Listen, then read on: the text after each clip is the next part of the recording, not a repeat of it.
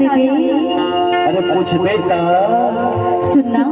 हाँ ते हम बोलत ना मैं करता जमाया मैं बोला हाँ माँ के संस्कारा कारा करता हूँ सही बिल्कुल सही महुआ ना मैया हाँ जब ले तोला देखी हो ना अच्छा जब से तुलसी लेना चार होई ना हाँ अरे तब से मला तुलसी बहुत मैया होगीगा ऐसे सही तेरे संग क्या ले सुंदर ना परदेसी की मैया जन्म लागे हंदी हंदी हंदी फुरफुरी दोहे के मैं अच्छा अरे जुलुम लागे अरे अरे अरे परदेसी की मैया जन्म लागे हंदी हंदी परदेसी की मैया जन्म लागे हंदी हंदी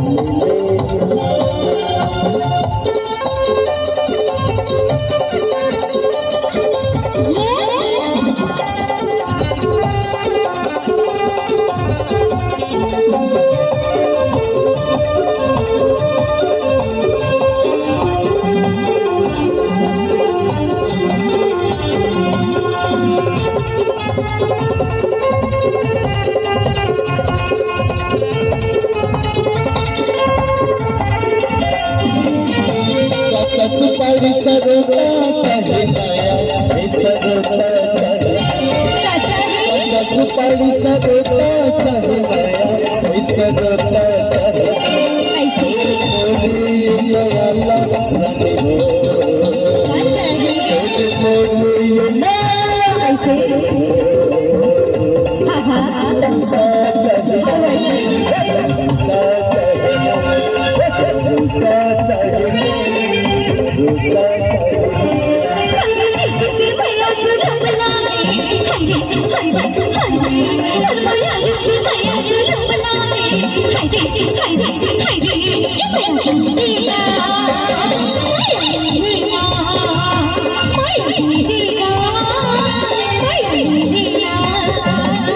Terima